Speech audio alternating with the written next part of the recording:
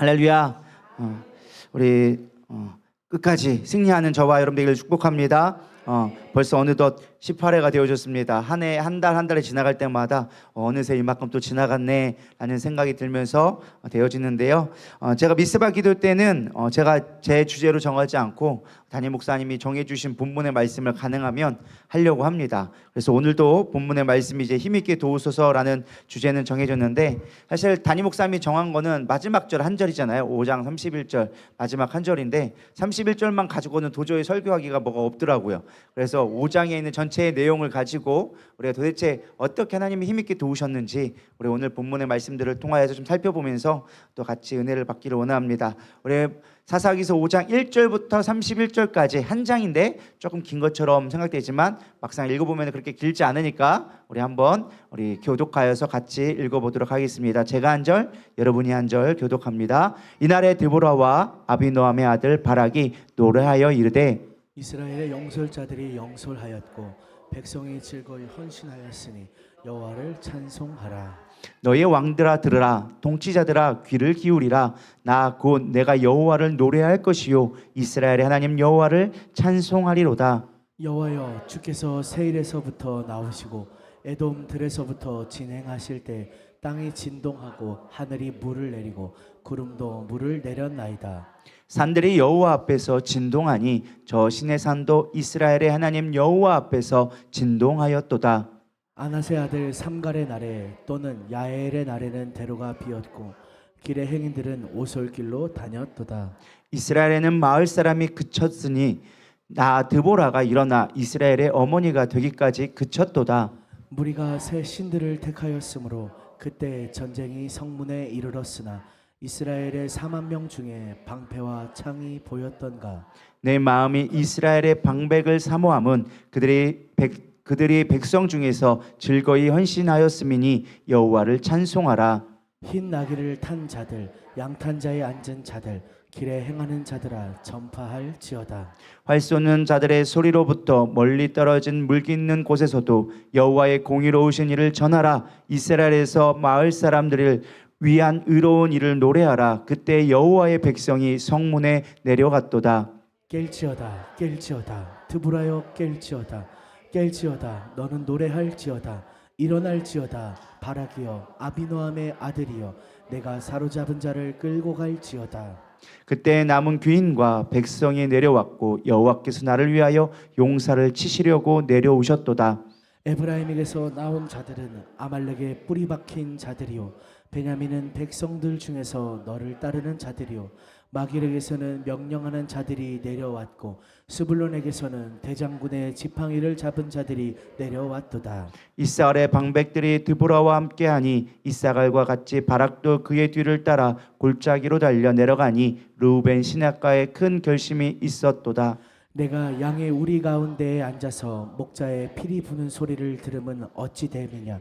르우벤 시냇가에서 큰 결심이 있었도다. 길라앗은 요단강 저쪽에 거주하며 다는 배를 머무름이 어찌 됨이냐. 아셀은 해변에 앉으며 자기 항만에 거주하도다. 스불론은 죽음을 무릅쓰고 목숨을 아끼지 아니한 백성이요, 납달리도 들의 높은 곳에서 그러하도다. 왕들이 와서 싸울 때 가나안 왕들이 무깃도의 물가에 다한악에서 싸웠으나 은을 탈취하지는 못하였도다. 별들이 하늘에서부터 싸우되 그들이 다니는 길에서 시스라와 싸웠도다. 기손강은 그 무리를 표류시켰으니 이 기손강은 옛 강이라. 내 영혼아 내가 힘 있는 자를 밟았도다. 그때 군마가 빨리 달리니 말굽소리가 땅을 울리도다. 여호와의 사자의 말씀에 메로스를 저주하라. 너희가 거듭거듭 그 주민들을 저주할 것은 그들이 와서 여호와를 돕지 아니하며 여호와를 도와 용사를 치지 아니함이니라 하시도다. 겐사람 헤벨의 아내 야엘은 다른 여인들보다 복을 받을 것이니 장막에 있는 여인들보다 더욱 복을 받을 것이로다. 시스라가 물을 구함에 우유를 주되 곧 엉긴 우유를 귀한 그릇에 담아 주었고 손으로 장막 말뚝을 잡으며 오른손에 일꾼들의 방망이를 들고 시스라를 쳐서 그의 머리를 뚫 때 곧 그의 관자놀이를 꿰뚫었도다. 그가 그의 발 앞에 고꾸라지며 엎드려지고 쓰러졌고 그의 발 앞에 구부러져 엎드려져서 그 구부러진 곳에 엎드려져 죽었도다.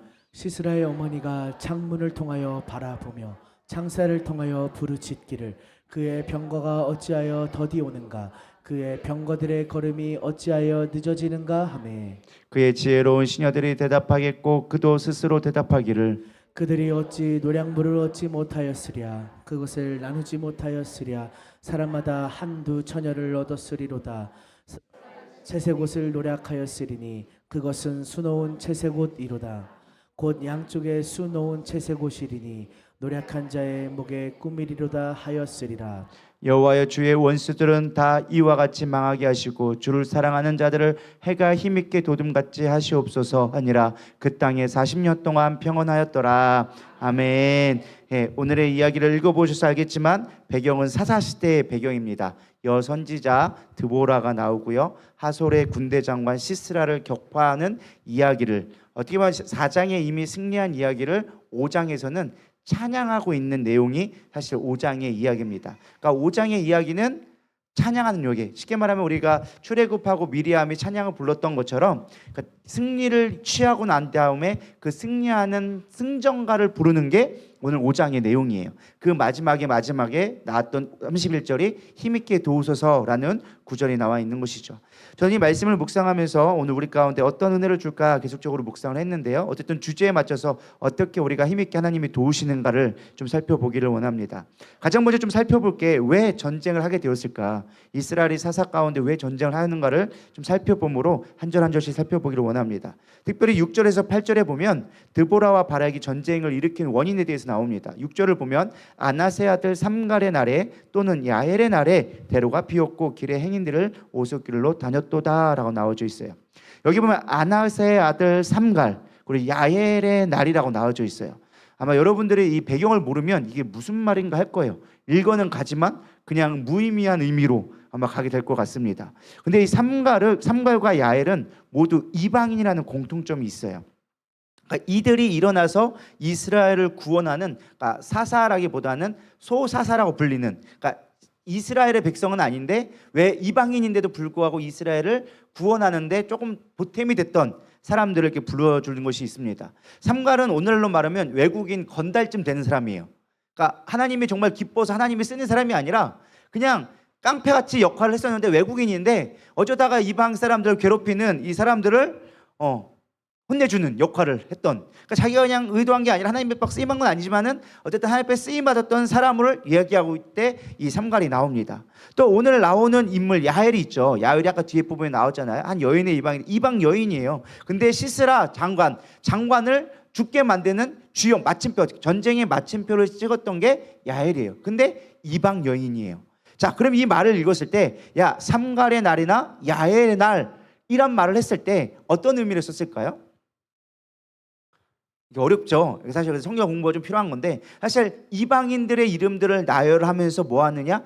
이스라엘의 하나님의 백성이 지금 고통받고 있는데 하나님의 사람들이 하나님의 백성 12지파에서 승리할 수 있는 사람이 나온 게 아니라 모세나 여호수아 같은 자가 있는 게 아니라 이방 사람들로부터 지금 도움을 받고 있다. 쉽게 말하면 무슨 말 하느냐? 이스라엘의 리더가 없다라는 거예요. 이스라엘의 리더가 없음으로 말미암아 이들이 지금 고통받고 있다라는 것을 시적으로 표현한 말이에요. 야엘의 날이나 혹은 삼갈의 날 이방인들이 지금 판을 치고 있는데 지금 이스라엘이 고통받고 있는데 이스라엘에 사람이 없네 리더가 없네 이끌 자가 없네 이 말을 돌려서 표현한 거다라는 것이죠. 사실 더 근본적으로 말하면 사사기의 신학이 있잖아요. 이스라엘 백성이 어떻게 했어요? 각자 자기 소견에 옳은 대로 행하였더라.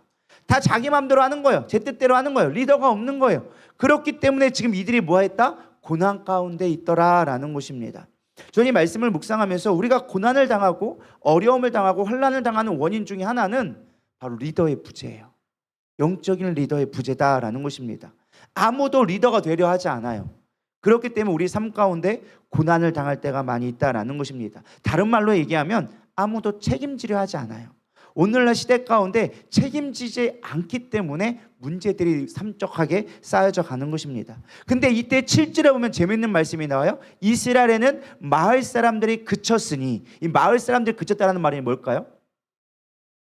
같은 말이에요. 마을 사람 중에, 쉽게 마을 사람이란 거는 용사나 사람들이나 어떤 일할 수 있는 사람들을 그냥 대표적으로 표현한 게 마을 사람들이라고 표현을 했어요. 근데 그들이 그쳤다. 뭐예요? 사람이 없다라는 거예요. 뭔가 사람이 와가지고 전쟁이 나면 이 사람들을 이끌어가지고 막 전쟁을 일으키거나 이스라엘을 보호하고 이렇게 되는데 그 사람들이 그쳤다라는 거예요. 없다라는 거예요. 그래서 나 드보라가 일어나 이스라엘의 어미가 되기까지. 어머니란 말은 어떤 의미일까요? 돌보고 책임진다는 의미예요. 그들을 양육하게 되었다라는 거예요. 그래서 내가 드보라가 그들을 온전히 지킬 때까지 그들의 이스라엘 백성 가운데 지키는 자가 없도다. 리더가 없더라라는 말을 돌려서 계속 얘기해주고 있는 거예요. 우리 신앙 가운데 리더가 정말 중요하다라는 것입니다. 왜 하필이면 드보라였을까? 왜 드보라였을까? 뭐 배경적으로 알 수가 있어요. 이미 마을 사람들 그쳤고 사람이 없으니까 드보라가 나왔겠구나. 하지만 왜 드보라였을까? 물론 여러 가지 이유가 있어요. 당시에 보면은 군대 장관이었던 바락도 있었단 말이에요. 그러니까 시대로 본다면, 지금으로 말하면 군대에 힘 있는 사람들이 왕이 되어져서 야 우리가 전쟁하자 해가지고 막 여호수아처럼 전쟁을 나가서 이스라엘을 구원할 수 있었음에도 불구하고 하나님은 드보라를 세우셨다라는 것입니다. 사실 그녀는 여자였어요. 우리가 잘 알고 있지만 여성이었어요. 사실 그녀가 전쟁 능력이 뛰어날 수가 없었겠죠. 더 힘 있는 남자들도 많이 있었고 장수들도 많이 있었단 말이죠. 그럼에도 불구하고 하나님이 선택한 이유는 물론 하나님의 전적인 선택이지만 드보라의 이름을 통해서 우리가 몇 가지를 유추해 볼 수가 있다는 거예요. 첫 번째로 보면은 일단 그녀는 결혼했을까요? 안 했을까요? 했을까요? 안 했을까요? 안 했다 1번, 했다 2번. 2번. 예, 성경을 보면은 나와져 있어요. 정확하게 남편 이름도 기록되어져 있어요. 우리 앞장에 보면은 뭐라고 나와 있느냐? 거기에 보면은 제가 이름을 썼는데도 안 보이네요. 랍비돛의 아내 여선지자 드보라라고 나와 있어요. 랍비돛. 이 랍비돛이란 뜻이 횃불이란 뜻이에요. 그리고 드보라라는 뜻은 꿀벌이라는 뜻이에요. 그래가지고 횃불과 꿀벌은 성실과 열정을 해당되는 말이에요. 그래서 부부가 참 잘 어울리는 부부다. 말은 그게 몰라도 어쨌든 어원적으로 보면은 참 잘 어울리는 부부인데 이 남편에 대해서는 성경이 잘 기록하고 있지는 않아요. 근데 어쨌든 결혼을 했어요. 뭐 자녀가 있는지는 잘 모르겠어요. 어쨌든 결혼을 했는데 그 가운데 여자로서 중요한 일을 했던 것 같아요. 당시에 사실 여자들이 아녀자가 집에서 있는 여자가 이렇게 외부적으로 활동하기는 쉽지 않은 시대였어요. 그럼에도 불구하고 그가 했던 일들을 보면 꽤나 유능했던 여자였던 것 같아요. 그가 어떤 것을 했느냐? 그 이름을 통해 살펴보면 첫 번째로 드보라라는 말 단어 가운데 이 모음만 보면은 뭐가 나와요? 디귿, 비읍, 리을이 나와요. 이 디귿, 비읍, 리을이 여러분들 잘 아는 것 중에 나오는 단어가 하나가 있어요. 혹시 들어보셨나요? 다바르. 다바르. 뭔 뜻일까요? 말씀이란 뜻이에요. 그러니까 이 드보라라는 말 안에 사실 우리는 이게 자음이 있다 보니까 이게 드보라라고 읽지만은 히브리어에는 모음밖에 없어요. 그러니까 이렇게 써놓으면은 뭐라고 읽을 수도 있을까요? 다바르라고 될 수 있는 거예요. 그러니까 이 드보라라고 읽었지만 사실 그의 뜻 가운데는 말씀을 받은 자. 그래서 하나님의 말씀에 따라가는 자로 성경 해석학자들이 해석을 합니다. 그래서 그녀는 하나님의 말씀을 따르고 말씀의 권위에 순종하며 하나님의 뜻 가운데 살려고 했기 때문에 하나님 앞에 부름을 받았다라고 많은 사람들이 생각을 합니다. 또 그 뜻 가운데 꿀벌이란 뜻이 있는데 사실 이게 단순하게 우리가 생각하는 그냥 곤충의 한 종류로 꿀벌이다라고 하는 것이 아니라 이스라엘이 꿀벌에 대한 이미지가 무엇인가를 알아야 우리가 드보라를 이해하기가 좋습니다. 이스라엘에게 꿀벌은 무엇이냐? 일단은 꿀벌의 특징은 뭐예요? 꿀을 모아요. 그래서 꿀벌이에요. 꿀을 안 모으는 벌은 무슨 벌이죠? 말벌이 있어요. 꿀을 모으기 때문에 꿀벌이라고 하는 거예요. 그래서 꿀을 모아요. 근데 또 벌에게는 무기가 하나 있어요. 뭘까요? 침이 있어요. 그래서 꿀벌에는 양가적인 이미지가 있는데 또 하나는 무엇이냐? 일단은 꿀을 모은다고 하는데 이스라엘 백성에게 꿀은 어때요? 달콤하잖아요. 스위트. 그래서 마음을 위로한다라는 의미가 있어요. 그래서 꿀은 위로한다는 의미가 있어서 꿀벌은 위로자라는 뜻이 있어요. 그래서 이스라엘 백성에게는 어떤 자예요? 위로자가 되어지는 거예요. 근데 침이 있어서 뭐 하는 거예요? 나를 공격하는 자에게는 심판을 주는 그래서 심판의 의미로 또 꿀벌의 의미가 있어요. 그래서 드보라가 후대의 이름이 지어진 건 모르겠지만 어쨌든 드보라의 이름 자체가 이스라엘 백성에게는 어떤 자가 되어진 거예요? 위로하는 자가 되어지는 거예요. 사람들을 위로해주고, 이미지 자체가 뭐예요? 어머니가 되었다라고 얘기하는 거 보면은 많은 사람들을 품어주고, 때로는 적군들이 있을 때는 그거에 단호하게 심판할 수 있는 결단이 있었기 때문에 하나님 앞에 쓰임 받지 않았을까. 그래서 첫 번째가 말씀을 받았고, 말씀에 충성되어졌고, 또 무엇보다 성도들을 잘 챙기고 주변의 적들에 대해서는 단호하게 심판할 수 있는 그런 모습이 있었다라는 것입니다. 셋째로 또 꿀의 상징의 의미는 무엇이냐? 꿀벌의 상징은 성실이에요. 꿀벌은 낮이나 밤이나 해가 뜨면 무조건 나가서 꿀벌을 늘 성실하게 한 것처럼 이스라엘 백성에게도 꿀벌은 성실이라는 의미가 있어요. 그러니까 지금 드보라는 어땠을 것 같아요? 성실했던 자였다. 하나님이 쓰시는 사람의 특징 중에 하나가 성실한 자예요. 정직하고 성실한 자를 하나님이 쓰신다라는 것입니다. 거기다가 뭐라고 나와 있는지 앞에 보면은 종려나무 아래에 있었다라고 나와져 있어요. 여러분 종려나무 여러분 아시나요? 종려나무. 종려나무가 뭐라고 생각하세요? 종려나무가 이스라엘에서는 여러분 그 열매도 먹어봤을 거예요. 대추야자라고 들어보셨죠? 그 대추야주 나무가 종려나무라고 많이 알려져 있습니다. 그래서 이렇게 이파리가 쫙 퍼진 거 있잖아요. 그래서 이스라엘 국기 보면 이렇게 딱 퍼져 나온 거 있잖아요. 그게 종려나무예요. 근데 성경에서의 나무는요 다양한 의미를 갖고 있어요. 포도나무는 풍성함, 이스라엘을 상징하고, 무화과 나무는 하나님의 율법이나 말씀을 강론할 때 쓰는 어떠한 성경적인 의미를 갖고 있을 때 무화과 나무를 쓰고, 종려나무는 하나님의 풍부한 의미나 풍성함이나 정의나 공의를 나타날 때 그 종려나무를 씁니다. 그래서 성경은 어디 나무의 아래에 있느냐에 따라서 그 느낌 해석이 달라지는 거예요. 야, 상수리 나무 아래에 있었다, 무화과 나무 아래에 있었다, 종려나무 아래에 있었다. 이걸 여러분은 그냥 보면 안 돼요. 그냥 나무가 보다 하고 보면은 그 의미를 몰라. 근데 이게 무슨 나무인가라고 하고 보면은 그 사람이 어떤 사람인 걸 딱 보이는 거예요. 니고데모인가요?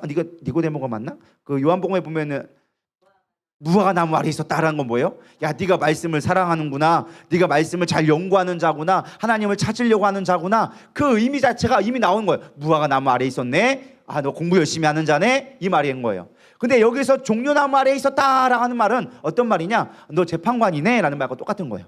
그러니까 우리나라만 너 법원에서 일하네, 이런 느낌으로 받아들여야 돼요. 왜? 정의와 공의와 풍성함. 그러니까 사실 이 종려나무의 의미가 아까 대추 열매라고 했잖아요. 대추야자. 대추야자는 우리가 볼 때는 열매지만 그들에게는 꿀 사탕이라고 표현돼요. 그러니까 실제로 되게 달잖아요. 그래서 꿀을 표현할 때 대추야자를 표현한다고도 해요. 그렇기 때문에 종려나무 아래에 있다라는 것은 꿀과 꿀벌의 조합이에요. 그러니까 이스라엘 백성에게 드보라가 종려나무 밑에 있었다라는 것은 이미지상으로 어떤 의미가 되는 거야? 꿀과 꿀벌이 함께 있네. 이는 정의로운 거네, 평화로운 거네, 공의가 있네, 따스함이 있네, 위로가 있네, 이런 의미를 하는 거예요. 실제로 그래서 드보라가 했던 일 중에 하나는 재판을 했던 일을 했지 않았을까라고 학자들이 보고 있습니다. 그래서 마을에 분쟁이 생기거나 어려움이 생기면 그것들을 해결하는 일들을 하게 했다라는 것입니다. 저는 이 말씀을 생각하면서 아까 리더에 대해 얘기했지만은 정말 우리가 하나님 앞에 쓰임 받을 수 있다라는 것은 우리가 성실하고 주님의 말씀을 듣고 따라가면 우리를 사용하실 수 있다라는 거예요. 하나님은요 우리 스스로 책임지는 자를 통하여서 일하게 되어지는 거예요. 주제가 뭐예요? 힘있게 도우소서라는 뜻이에요. 근데 힘있게 도우소서라는 주제인데 저는 이 말씀을 묵상하면서 이 드보라를 또 묵상하면서 생각하게 되어진 게 우리가 스스로를 책임지려고 할 때 하나님도 도우신다라는 거예요. 이런 말 있죠. 옛말에 하늘은 스스로 돕는 자를 돕는다. 전 이게 틀린 말 같지가 않더라고요. 성경에 있는 말 같아요. 우리가 일어서려고 하고 우리가 하나님의 도움을 구하며 하나님 가운데 내가 하나님의 뜻 가운데 서기를 원합니다, 성실하기를 원합니다, 내 인생 가운데 책임지기를 원합니다 할 때 하나님이 도와주기 시작하는 거예요. 우리가 어저께 우리가 영적 사역을 했지만은 영적 사역의 가장 중요한 원리가 하나가 있어요. 그게 뭐냐? 의지예요. 의지. 내가 아무리 귀신이 많이 들렸어도 내가 이 귀신을 타협하지 않고 귀신을 이겨내려고 할 때 그 가운데 은혜가 임하기 시작하고 하나님의 능력이 임하는 거지, 아무리 찍어 눌러도 아무리 여기서 기도하고 금식하고 해도 그 가운데 의지가 없으면 해결받을 수가 없어요. 내가 문제를 해결받고 싶잖아요. 여러분, 내가 하나님의 도움을 받고 싶잖아요. 의지를 가져야 돼요. 내가 내 인생의 책임자라는 걸 가져야 돼요. 근데 많은 사람들이 내 인생을 포기하고 살아가는 사람들이 많아요. 여러분들의 삶에 책임질 수 있는 자 되기를 소망합니다. 믿음의 사람은요 자기 삶에 책임질 수 있어야 돼요. 많은 사람들이 신앙생활 한다면서 삶에 책임을 안 지려고 그래. 집을 방치하고 자녀들을 방치하고 나의 어떤 신용이나 이런 거에 대해서 신경 쓰지 않아요. 기도만 하면 된다라고 생각할 때가 있어요. 아니요. 기도하면 뭐 해야 되는 거예요? 책임지는 삶을 살아야 돼요. 나에게 맡겨진 삶 속에서도 기업 안에서도 책임지고 노력할 때 하나님이 힘을 도와주시는 거지, 그냥 막연하게 기도 하나님 도와주세요. 어떻게 주님 해결 안 돼요? 주님 어떻게 안 도와주시나요? 하나님은 내버려 두시는 거예요. 왜? 내 인생에 의지적으로 내가 책임지려고 하지 않으니까 도와줄 수가 없는 거예요. 믿으십니까? 이게 너무나 중요한 거예요. 여러분, 펭귄의 첫발이라는 말 아십니까? 가끔 이렇게 다큐멘터리 보면은 펭귄들이 절벽 같은 데 이렇게 위에 있어요. 근데 거기서 뛰어들어서 이렇게 물고기를 잡아와야 올라와가지고 이제 새끼들을 먹일 수 있는데, 다들 이렇게 높으니까 무서워서 못 떠내고 있어. 막 이렇게 하고 있어. 막 이렇게 하고 있다가 어떤 한 놈이 밀려서 떨어졌는지 지가 떴는지도 몰라. 근데 어쩌다가 퐁 떨어지기 시작하면은 이따다 싶어서 그냥 뚜루루 다 같이 뛰어드는 거예요. 이게 뭘 의미하느냐? 처음 뛰는 그 자체가 어려울 뿐인데 그 한 번을 뛰는 것 때문에 수없이 많은 사람들의 영향력을 끼칠 수 있다는 거예요. 저는 우리의 신앙도 똑같아요. 리더라는 게, 우리가 리더가 된다는 게, 내 삶에 리더가 이끌어가는 자가 된다는 게 생각보다 어렵다고 생각해요. 근데 그게 아니에요. 한 발을 내딛기 시작하면 그때부터 하나님이 일하기 시작하는 거예요. 봐보세요. 여러 요단강이 있는데 거길 건너갈 때 사람들이 처음부터 요단강이 마른 게 아니었어요. 뭐 할 때고요? 발을 내딛고 들어갔을 때 요단강이 마르기 시작한 거예요. 근데 우리의 신앙에 이런 영적인 원리를 모르니까 하나님 도와주시면 제가 어떻게 해볼게요. 이게 우리의 스텝이야. 좀 도와줘 보세요. 좀 힘 좀 줘보세요. 능력 좀 줘보세요. 그럼 제가 뭐 좀 해볼게요. 아니요. 하나님은요, 네가 해봐. 그럼 내가 도와줄게요. 네가 해봐. 해본 다음에 해봐. 시작하고 되는데 우리는 뭐가 많아요? 계산이 많아. 뭔가 계산하다 끝나. 판단하다가 계산기 돌리다 끝나는 거야. 질러야 돼요. 여러분, 이 다누리 힐링타운이 이렇게 아름답게 지어진 게 뭐 때문에 그런 줄 아세요? 질러서 된 거예요. 담임 목사님이 질러대니까 뭔가 되기 시작하는 거예요. 야, 무조건 사놓고 와. 그 다음에 결제는 나중에. 그렇게 하니까 어쨌든 되는 거예요. 야, 빚 주고 해도 괜찮아. 어쨌든 질러놓고 하나님이 책임져 주시겠지. 뒤에서 꽁무니가 빠지긴 하지만은 어쨌든 되긴 되잖아요. 그게 리더의 목숨이라는 거예요. 리더의 몫이에요. 여러분들의 인생도 마찬가지예요. 누가 여러분 삶 책임져 주지 않아요. 하나님이 여러분 도와준다고? 아니요. 여러분들이 일을 하고 하나님의 뜻 가운데 순종하며 하나님의 내가 믿음으로 나아가겠습니다 할 때 하나님도 도와주기 시작하는 거예요. 그게 리더의 삶이라는 거예요. 드보라는 그랬어요. 아무도 일어나지 않았어요. 아무도 무리 가운데 마을 사람들이 그쳤었어요. 그러나 드보라가 내가 일어서겠다 그러면, 아무도 하지 않는데 나는 아녀자고 나는 집안도 챙겨야 되고 나는 연약한 여자지만 하나님이 나를 쓰시겠다 작정하셨으니, 내 마음에 그런 감동을 주셨으니 내가 일어나서 이스라엘의 어머니가 되겠다. 이렇게 쉬운 결정일까요? 쉬운 게 아니에요. 그럼에도 불구하고 나섰을 때 하나님이 함께 하시다라는 것입니다. 우리 모두가 리더가 되어야 되리라 믿습니다. 여러분, 인생의 리더가 되기를 축복합니다. 저도 목사가 되면서 사실 리더의 삶을 사는 게 너무나 부담스러울 때가 있습니다. 여러분들이 저를 어떻게 평가하는지 모르겠지만 어쨌든 저는 제가 이 목사의 자리로 있는 것이 자체가 사실은 원튼 원하지 않든 리더에 있는 입장이 되어줘야 돼요. 뭔가 결정하고 판단하고 책임져야 되는 입장이 되는 거죠. 사실 저는 리더를 별로 좋아하는 성향이 아닙니다. 저는 리더를 별로 안 좋아하는 성향이에요. 왜냐하면은 누군가에게 뭘 시키거나 뭘 부탁하는 거를 되게 싫어해요. 왜 그런 줄 아세요? 거절당할까 봐. 저는 거절당하는 거를 되게 싫어해요. 뭔가 부탁을 했는데 그걸 안 해준다? 그럼 그때부터 꽁한 은사가 오기 시작하는 거예요.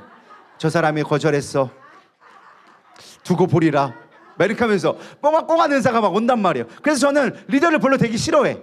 그냥 알아서 했으면 좋겠다. 알아서 했으면 좋겠다. 뭘 이렇게 시키고 이거 해 저거 해라는 거를 별로 안 좋아하는 성향이에요. 근데 하나님이 이런 저조차도 리더로 세우시는 거예요. 너는 목사다. 왜 목사를 세우셨는지 모르겠어요. 뭐 때문에 하나님이 너를 선택하셨는지 모르겠어요. 그러나 목사로 세워주신 그 자체가 어쨌든 하나님의 일을 감당할 수 있도록 불러주셨다는 거예요. 제가 깨닫는 거예요. 아, 하나님 정말 나 같은 것도 하나님이 쓰신다 한다면 내가 별거 아니지만 내가 그 길을 걸어갈 수 있도록 인도해 주세요. 그러면서 한 걸음 한 걸음 걸어오다 보니까 이 자리까지 온 거예요.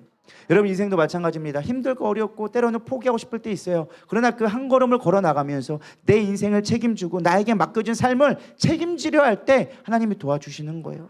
가정이 어렵잖아요. 그럼 여러분 가정 가운데 리더로서, 영적 리더로서 한 걸음 나가려고 해보세요.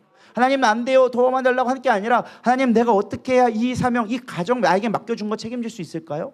하나님 나에게 맡겨준 자녀 어떻게 하면 내가 책임질 수 있을까요? 하나님 나에게 맡겨준 교회 어떻게 하면 책임질 수 있을까요? 나에게 맡겨진 직분 어떻게 감당할 수 있을까요?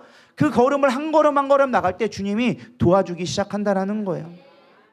그럴 때 하나님이 함께 하신다. 이게 저는 힘있게 도우시는 영적 원리의 첫 번째인 것 같아요. 여러분 힘들다 할지라도 나에게 맡겨준 사명, 리더로서의 사명, 여러분들의 원턴 원하지 않던 내가 구원받았다라는 자체는 리더로 살아갈 수밖에 없는 숙명을 갖고 살아가는 거예요. 왜요? 하나님이 우리 부르셨을 때는요, 누군가를 인도자로 부르셨기 때문에. 하나님은요 절대 공짜가 없으세요. 우리를 불러서 너만 구원받고 천국 가라? 아니요. 하나님 절대 그런 비효율적으로 노시는 분이 아니세요. 하나님이 나를 불렀을 때는 누군가를 구원시키기 위해서 반드시 나를 불러주셨어. 물론 나를 사랑하셔서 나를 부른 목적도 있지만 하나님의 우리를 부르신 목적은 구원케 하려고. 믿으십니까? 누군가를 구원케 하기 위해서 나를 불러주신 거예요. 믿으십니까? 단 한 사람이라도 그 한 사람을 구원하기 위해서 하나님은 나를 부르신 거예요. 그렇기 때문에 우리는 원턴 원하지 않던 리더의 사명을 가지고 있다. 그렇기 때문에 그 삶에 책임지고 목숨 걸고 나갈 때 하나님이 도와주신다라는 거예요. 두 번째는 그냥 리더가 됐다고 끝이 아니에요. 리더가 되면 온전하게 헌신되어졌을 때 하나님이 도와주기 시작한다는 거예요. 리더가 됐다고 다 도와주는 게 아니에요. 리더도 내가 어떻게 헌신하는가에 따라서 하나님이 일하시는 방식이 달라져요. 2절에 보면 이렇게 나와져 있어요. 한번 읽어볼까요? 시작. 너희 헌신하였으니 여호와를 찬송하라. 영솔하다라는 말을 제가 좀 묵상을 해봤어요. 영솔하다라는 말이 뭘까요? 영솔하다. 네, 영적으로 인도하다. 그게 영솔이라고 우리가 번역을 해놨어요. 근데 사실 원래 히브리의 의미는 조금 달라요. 뭐라고 썼느냐? 여기에 보면 페라라는 말을 썼는데 이 말의 의미를 보면 전혀 생뚱맞아요. 머리를 풀고 길게 자라게 두다. 이게 어떤 의미인 것 같아요? 머리를 풀고 길게 자라게 두다. 우리는 귀신 산발이 아닌가 생각하는지 모르겠지만 히브리 언어에서는 조금 다른 의미예요. 누가 대표적인 인물이냐? 삼손이 어떤 사람이에요? 나실인. 하나님 앞에 내가 온전하게 헌신되었습니다. 내 머리에 삭도를 대지 아니하고 머리를 온전히 길러서 하나님 앞에 받은 것을 내가 온전히 지키겠습니다 라는 뜻으로 머리를 대지 않는. 그러니까 옛날에 우리의 막 머리 길고 수염 길고 했던 게 뭐예요? 부모로부터 받은 신체의 일부이니 머리카락도 일부니 이거를 내가 함부로 잘라서는 안 된다. 그러면서 막 머리 이렇게 길렀잖아요. 그런 비슷한 의미예요. 하나님 앞에 받은 것을 내가 온전히 지키겠나이다. 그게 여기에 표현된 말이에요. 쉽게 말하면 뭐예요? 나신인으로 살겠습니다. 나의 삶을 온전히 드리겠습니다라고 고백하겠다라는 거예요. 우리가 리더가 되어졌을 때 가장 중요한 건 무엇이냐? 온전한 헌신이에요. 나의 삶을 온전히 드릴 때 하나님도 일하기 시작하는 거예요. 좀 이따 이 이야기는 헌신은 조금 더 뒤에 또 보도록 하겠습니다. 어쨌든 이스라엘이 전쟁 가운데 있는 가운데 왜 이렇게 됐느냐? 6절 아까 후반절 다시 돌아가서 다시 백을 해서 뒤에 보면 대로가 비었고 길의 행인들은 오솔길로 다녔도다라고 나와져 있어요. 대로가 비었다. 행인들이 오솔길로 다닌다. 여러분 어떤 모습인 것 같아요? 뭔가가 숨겨진 표현이 약간 느껴지겠죠? 의미상으로. 이 대로라는 것은 단순하게 큰 길, 이걸 얘기하는 게 아니에요. 이 대로라는 것은 신학적인 의미에서 무역로를 의미합니다. 무역로를 의미하는데 무역로가 비었다. 무역을 할 수 있다, 없다? 없다. 지금 오늘날로 말하면 호르무즈 해협이 막힌 거예요. 이해가 되시나요? 자, 호르무즈 해협이 막히니까 어떤 일이 벌어져요? 기름값이 올라가고 유가의 환율에 다 올라가기 시작하죠. 똑같은 거예요. 당시에 이 하솔의 왕이었던 왕이 당시에 이 엄청난 북이스라엘 그 북가나안 지역을 다 지배하고 있다 보니까 이게 무역로를 얘가 다 장악을 하고 있는 거예요. 통행세를 받고 막 압박을 하니까 이스라엘 백성들이 거기에 더 이상 감당할 수 없는 거예요. 예를 들어서 100원 떼어가지고 여기에서 200원 남겨야 되는데 쉽게 말하면 100원 떼는데 세금이 300원이야. 그럼 이 사람이 할 수 있어요? 없어요?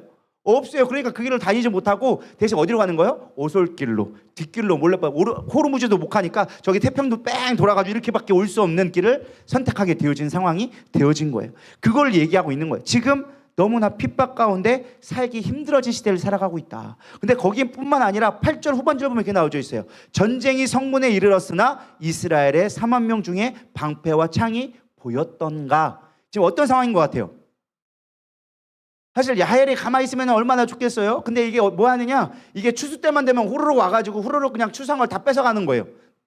전쟁을 해야 돼. 그걸 못 뺏어가게 막아야 되는데 이거를 막을 만한 군사가 4만 명이 있는데 방패와 창이 안 보여. 뭘로 싸우라는 거예요? 맨몸을 어떻게 싸우라고? 적군은 지금 보병으로 700명 오는, 탱크가 700대 900대가 오고 있는데 우리 가가지고 창 들 것도 없어. 싸울 수 있어요? 없어요? 없다라는 거야. 힘이 없다라는 거야.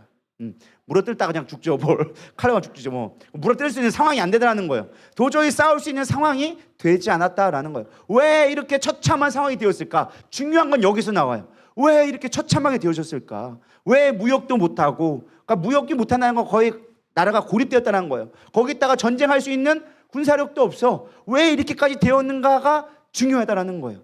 우리의 삶 가운데 왜 이토록 고난이 쳐오는가? 왜 내 삶 가운데 이렇게 사방이 막힌 것처럼 답답해 오는가? 그 원인을 알아야 돼. 그 원인을 뭐라고 나와 있느냐? 8절 앞부분에 나와 있어요. 무리가 새 신들을 택하였으므로. 이 무리는 누굴까요? 이스라엘 백성을 얘기하는 거예요. 이스라엘 백성이 새 신을 선택했다. 이 새 신이 뭘까요? 뭐 새 신발이 아니라 새로운 다른 우상들을 섬기기 시작했다라는 것입니다. 하나님이 이스라엘 백성을 출애굽시킨 목적이 뭐라고 생각하세요? 여러 가지 목적이 있겠지만 가장 중요한 목적 중에 하나는요, 10가지 재앙을 통해 보여주는 의미가 뭐예요? 하나님만 섬겨라. 우상 섬기지 마라. 여러분 이집트를 안 가보셨지만 이집트 가면 수없이 많은 신들이 있습니다. 지금도 피라미드에 가면 수없이 많은 뭐 신들이 나와 있다. 뭐 쉽게 말하면 뭐 새 모양의 머리, 뭐 개 모양의 머리, 죽음의 신 해가지고 우리가 알고 있는 수없이 많은 뭐 악어부터 시작해서 나온 것들이 우리가 알고 있는 10가지 재앙이 다 애굽의 신들이에요. 애굽의 신들을 꺾으시면서 뭐라고 한 거냐? 야, 진짜 하나님이 누군지 알아라. 너희들이 섬기는 애굽에 있는 신들은 다 가짜 신이다. 내가 다 끝내버릴게. 나일강신, 죽음의 신, 너희들이 알고 있는 그 뭐 재앙의 신, 질병의 신, 내가 다 꺾어버릴게. 내가 진짜 신이야 라는 걸 보여주는 게 출애굽의 10가지 재앙이에요. 그래서 이스라엘 백성을 출애굽시킨 건 뭐예요? 내가 진짜 신이다. 그래서 출애굽시킬 때 목적이 뭐였느냐? 광야에서 하나님을 예배하게 하겠다. 그게 출애굽의 목적이었어요. 근데 바로왕이, 파라오가 뭐라고 하는 거예요? 안 된다. 야, 우리 신을 섬겨야지 무슨 광야에서 니들 신을 섬기냐. 안 된다. 허락하지 않았단 말이에요. 그러니까 재앙을 내리면서 그러면 니들 가가지고 남자만 가서 섬겨라. 안 되겠습니다. 우리 백성이 다 가야 됩니다. 안 됩니다. 그럼 나중에는 마지막 아들까지 장자까지 죽이니까 그럼 니들이 마음대로 해라. 니들 신을 마음대로 섬겨. 그러니까 이게 우리가 생각할 때는 그냥 재앙인 것처럼 보이고 이스라엘 백성을 구원하기 위해서 하나님의 심판을 둔 것처럼 보이지만 이 성경에서 보여주는 메시지는 뭐예요? 진짜 신이 누군가를 보여주는 거였어요. 그러니까 출애굽의 목적은 내가 진짜 신이다, 나만 섬겨야 된다라는 것을 가르치면서 출애굽시켰어요. 그리고 광야에서 40년, 여러분 왜 뺑뺑이 돌리셨어요? 에? 뭐 원망과 불평도 맞아요. 근데 가장 근본적인 목적은 무엇이냐? 야, 가나안 땅에서 이방 신들이 있을 건데 그 이방 신들을 섬기지 않으려면 나만 바라봐야 돼. 나만 바라보고 사는 삶을 너희들이 훈련받아야 해. 그래서 뭐 해준 거예요? 만나를 보내줬잖아요. 만나를 왜 보내줬어요? 내가 아니면 니들 못 산다? 이거 가르쳐 주려고. 왜? 하나님이 만나 안 주면 그들은 광야에서 굶어 죽을 수밖에 없어. 근데 하나님의 만나를 매일 내려주셨어. 야, 너희들 오늘 살아가는 거 뭐냐? 내가 책임지니까 살아가는 거야. 너희들 먹고 마시는 거 내가 보내주니까 먹는 거야. 가나안 땅의 풍요로움이 너희를 살려주는 게 아니야. 가나안 땅은 풍요로운 땅이에요. 말 그대로 젖과 꿀이 흐르는 땅이 맞아요. 근데 너희들 그 풍요로움으로 너희들 사는 거 아니야. 이 광야에서도 내가 먹여 살리잖아. 그럼 나만 보고 살아. 하나님 그것만 얘기해 준 거예요. 출애굽 시키면서부터 광야의 생활까지 뭘만 보여줬다? 나만 따라가라. 나만 바라봐. 뭐라고요? 나만 바라봐. 주님도 오늘 얘기하고 계십니다. 나만 바라봐. 근데 우리가 뭘 바라보니까? 다른 신들을 보니까 새 신을 찾기 시작하니까 새 신을 신고 뛰어보자 폴짝. 다른 신들만 찾기 시작하는 거예요. 어떤 신들을 찾기 시작하는 거예요?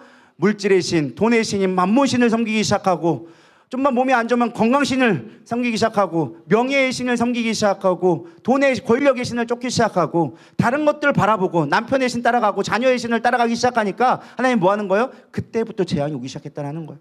성경은 우리에게 분명하게 얘기해주고 있어요. 하나님만 믿어라. 그럼 내가 다 지켜줄게. 하나님만 섬겨라 라는 거예요. 아, 저 하나님 섬겼는데요? 아니요. 여기서 말하는 거는 하나님도 섬겼는데 다른 것도 섬겼다라는 거예요.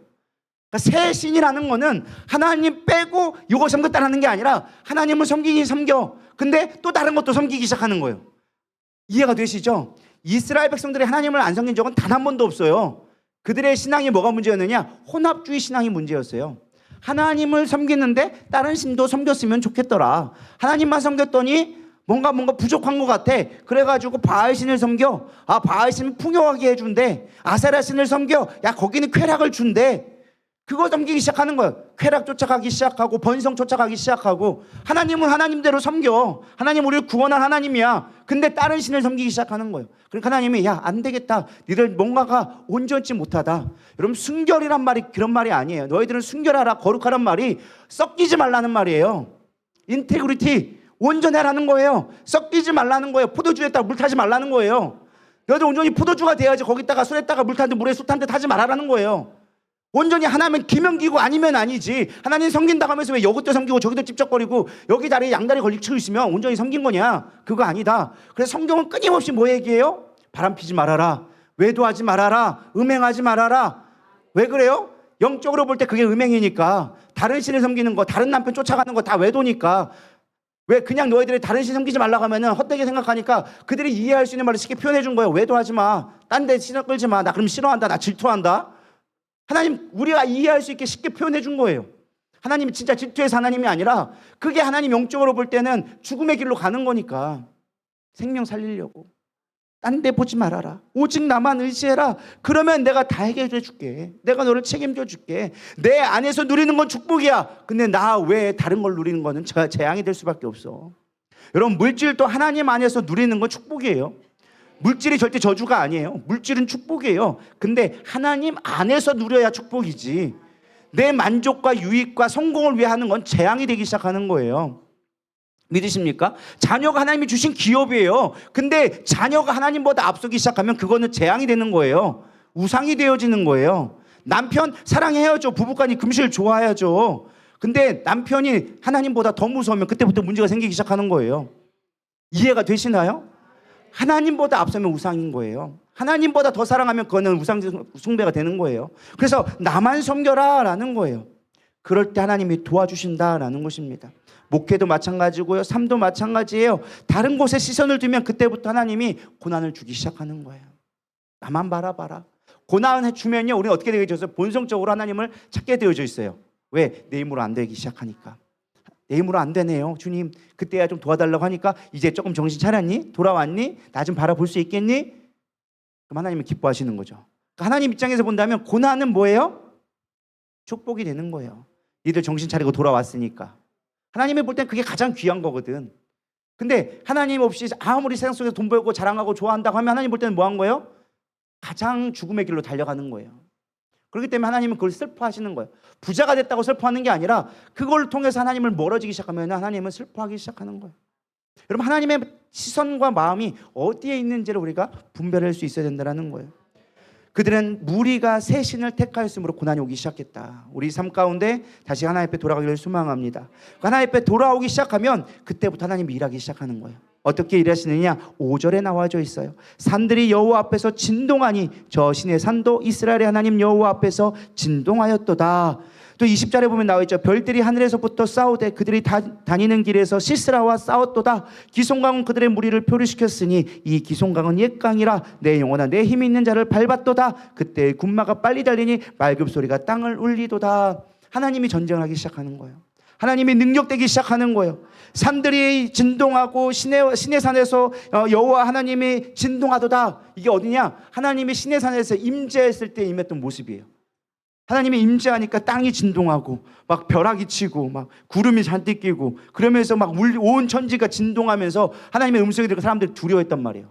세일산에서 보면 출애굽할 때 이야기예요. 출애굽해서 하나님의 임재의 모습을 상징적으로 계속 찬양하면서 보여주는 거예요. 하나님의 임재하면 이렇게 두려운 하나님이 우리 가운데 임재했다. 우리와 함께했다. 근데 그 하나님이 함께하니까 승리하게 하셨다. 별들이 하늘에서 싸우되 그들이 다니는 길에서 시스라와 싸웠도다. 지금 전쟁을 하는데 누가 싸우게 되었다? 하나님이 싸웠다는 거예요. 별들이라는 말이 단순하게 스타 얘기하는 게 아니에요. 여기서는 비유적인 표현, 지금 찬양이잖아요, 노래잖아요. 그 비유적인 표현을 했는데 이 별이라는 건 하나님의 천사를 얘기하는 거예요. 빛은 하나님이신데, 태양은 하나님인데, 그 별들은 태양 주변에 있는 천사들의 영적인 의미, 하늘에 있는 존재로 그 천사의 의미를 상징적으로 할 때 별이란 표현을 시적인 표현으로 쓴 거예요. 그래서 천군 천사가 시스라와 싸웠어. 이 땅에서 싸웠는데 기손강의 그 무리를 표류시켰다. 여러분, 표류했다는 게 뭐예요? 떠내려갔다는 거예요. 원래 지금 이 시스라의 군대가요, 900명의 병거 부대였어요. 900대의 병거. 그러니까 쉽게 말하면 오늘날로 말하면 장갑차 900대가 우르르 올려온 거예요. 어마어마한 군사력이죠. 뭐 여러분 군대를 대부분 다 안 갔다 오셔가지고 장갑차 900대가 얼마나 큰지를 모르겠는데, 군대 갔다 오신 분들 알 거예요. 탱크 900대가 우르르 왔다고 생각하면 돼요. 거의. 거기에다 보병이 10,000명이 싸워야 돼. 여러분, 보병 10,000명하고 탱크 900대하고 누가 이길까요? 탱크가 당연히 이기겠죠. 그냥 탱크는 우르르 몰고 가면 끝나는 거예요. 근데 지금 어떤 상황이 났느냐? 하나님이 기송강에다가 비를 어마어마하게 내리기 시작하는 거예요. 여기에 지금 다볼산 전투라고 알려져. 이 산이, 이 다볼산이 있어요. 그리고 그 밑에 이제 계곡이 흐르는 기온강이라는 거 흐르게 되는데, 얘들이 밑에서 막 쳐들어 올라오는 거예요. 막 말로 쳐들어 올라오는 거예요. 그러니까 지금 이 이스라엘 백성들은 이 다볼산 위에서 있는데, 이게 막 쳐들어 올라오니까 거기가 우리가처럼 생각하는 막 숲이 있거나 그런 게 아니에요. 이스라엘은 그냥 민둥산이에요. 다볼산이라서 민둥산 저기 산 위에 있는데 거기에 막 말병거가 막 타고 올라오니까 어떻게 돼요? 이거는 안 될 거야. 도저히 싸워 이길 수 없어. 내려가서 이렇게 병들 쳐들어오면은 이길 수가 없어. 근데 하나님께 거기서 비를 내기 시작하니까 한순간에 거기에는 물이 불거든요. 왜냐면 그쪽 지역은 우리나라처럼 흙 있는 지역이 아니야. 돌밭이야. 그래서 비가 오면 한순간에 홍수가 나. 우리가 생각하는 그런 수준이 아니라 이게 한번 쏙 따라붙잖아요. 그럼 얘들이 땅에 흡수가 안 돼가지고 다 모여. 우리나라 100mm와 이스라엘의 100mm는 차원이 달라요. 우리나라 100mm도 많잖아요. 거기서 100mm 오면 거의 홍수가 날 수준이에요. 그러니까 이게 우르르 오니까 마병들이 막 올라가다 비가 오늘 갑자기 홍수가 저 위에서 우르르 내려오기 시작하니까 얘들이 다 죽게 되어진 거야. 하나님이 그렇게 승리하게 하시더라. 이게 하나님이 힘있게 도우소서라는 제목이에요. 하나님이 일하시면, 하나님이 우리 편이 되어주시면 우리가 상상할 수 없는 방법으로 하나님이 일하기 시작한다라는 거예요. 그게 하나님의 방법이에요. 그래서 우리는 하나님 편에 서는 게 중요하다라는 거예요. 하나님이 나의 힘이 되신다라는 거예요. 하나님이 나의 능력 되시는 거예요. 우리는 착각하는, 하나님이 힘 주세요 하면은 내가 뭘 할 수 있는 걸 생각해. 아니요, 하나님 힘 주세요 하면은 내가 뭘 하는 것이 아니라 하나님이 일하시는 거예요. 내가 생각할 수 없는 방법으로 일하시는 거예요. 그래서 역대하 20장 15절에 여기 나와 있어요. 전쟁은 너희에게 속한 것이 아니요 하나님께 속한 것이니라. 네게 아니야, 네 힘으로 하는 게 아니야, 내가 하는 거야. 이게 하나님의 방법이라는 거예요. 사무엘상 17장 47절 또 마치 얘기하고 있습니다. 여호와의 구원하심이 칼과 창에 있지 아니함을 이 무리에게 알게 하리라. 전쟁은 여호와께 속한 것인즉 그가 너희를 우리 손에 넘기시니라. 아멘. 하나님이 도우시는 자가 되어줘야 돼요. 여러분 인생 가운데 내 힘으로 뭔가 아둥바둥 해보려고 해야 안 된다니까요. 제가 잘하는 거 있잖아요. 목사님 못하는 게 뭐예요? 그럼 제가 항상 하는 게 뭐라고요? 그렇게 들었는데 답을 모르시네. 제가 못하는 게 뭐라고요? 거짓말 말고요. 맨날 했어도 다 까먹어. 본인들 거 아니라고 맨날 다 까먹지. 제가 항상 얘기했잖아요. 목사님 못하는 게 뭐예요? 전 목회 빼놓고는 다 잘하는 것 같아요. 목회를 못할 것 같아요. 이게 농담인 것처럼 보이지만 사실이에요. 목회는 내가 하는 게 아니에요. 하나님이 하셔야 되는 거예요. 그래서 목회는 내가 잘하면 안 돼. 저는 솔직히 그래요. 목회는 내가 잘하면 안 된다. 그거는 망하는 길이다. 목회는 내가 못해야 돼. 주님이 하셔야 돼. 근데 우리가 착각하고 있는 게 목회가 내 거라고 생각하는 거야. 그때부터 망하는 길이야. 근데 많은, 죄송한 표현이지만 목사님들이 내 거라고 생각하는 것 같아. 교회도 내 거, 성도도 내 거, 재정도 내 거, 내가 잘할 수 있다, 내가 설교 잘한다. 저도 그럴 때가 있을까요, 없을까요? 있어요. 스물스물 올라와요. 막 오늘 반응이 좋았다. 아우, 내가 설교 좀 하네. 막 이렇게 왜 이렇게 올라와 이렇게. 근데 그게 아니야. 그렇게 하면 안 된다는 거예요. 목회는 내가 하는 게 아니라 주님이 하시는 거다. 내가 되는 순간 망하는 길이다. 여러분 삶도 마찬가지예요. 여러분 신앙생활, 여러분 가정, 여러분이 하려고 하면 안 돼요. 누가 하게 하셔야 돼요? 하나님이 하게 하셔야 돼요. 아무리 남편 내가 꼬시고 해봐 돌아오나? 안 돌아오지. 그럴 것 같으면 벌써 돌아왔지. 안 그래요? 내 마음대로 안 돼. 주님이 일하게 하셔야 되는 거예요. 그래서 우리는 무식하지만 기도에 무식한 방법을 쓰는 거예요. 인간적인 방법으로 해야 좋은 거 사주고 비유 맞춰주고 이렇게 해주면 돌아올 것처럼 보이잖아요. 온 것처럼 하지면 어떻게 되어져요? 다 도망가요. 주님이 붙들어주지 않으면 안 된다. 주님이 하시게 하셔야 된다. 그게 하나님 힘있게 도우소서라는 영적인 원리다라는 것입니다. 그래서 하나님 앞에 온전히 나를 드려야 돼요. 나를 드렸다라는 건 내 힘으로 하겠다라는 게 아니라 주님이 하시옵소서라는 표현이 하나님 앞에 드렸다라는 거예요. 그러면 하나님이 함께 하시는 전쟁에는 몇 가지 특징들이 나타나요. 그러니까 우리가 이 특징이 나타나는 걸 통해서 하나님이 일하고 계시다 안 하시다를 우리가 알 수가 있어. 하나님 보이셔요 안 보이셔요? 안 보여요. 근데 하나님이 나타난 표현들은 있어요. 아, 지금 하나님이 일하고 있다라는 느낌적으로 알 수 있는 상징들이 있다라는 거예요. 우리가 이걸 통해서 하나님이 일하게 하실 수 있도록 해야 된다라는 거예요. 첫 번째는 무엇이냐? 함께 하라라는 거예요. 연합이 중요하다라는 거예요. 우리 9절 10절 읽어보겠습니다. 시작. 방백을 사모하면 그들이 백성 중에서 즐거이 헌신하였음이니 여호와를 찬송하라. 흰 나귀를 탄 자들, 양탄 자에 앉은 자들, 길에 행하는 자들아 전파할지어다. 드보라가 얘기하는 이렇게 하는 거예요. 내 마음이 이스라엘 방백을 사모함은. 여러분 이게 무슨 말이냐? 우리가 하나님이 일하기 시작하면 하나님이 첫 번째로 우리 마음 가운데 주는 게 있어요. 그게 무엇이냐? 사랑하는 마음이에요. 긍휼한 마음이에요. 이 마음이 우리 간에 들어오면 하나님이 일하기 시작한다는 표시예요. 그러니까 우리가 뭔가 하나님한테 막 기도하고 했을 때 내 마음 가운데 갑자기 옆에 있는 성도가 이뻐 보여. 원수가 용납되기 시작해. 남편이 이해되기 시작해. 그럼 뭐 하는 시작이다? 하나님이 일하고 있는 시작이라는 거예요. 근데 기도 백날 했는데 여전히 집에 갔더니 짜증이 나. 아, 저 인간은 왜 아직도 그대로 있어? 왜 안 나가고 뭐 하고 있대? 이러고 있으면 뭐 하는 거예요? 아직 응답이 안 왔다는 뜻이에요.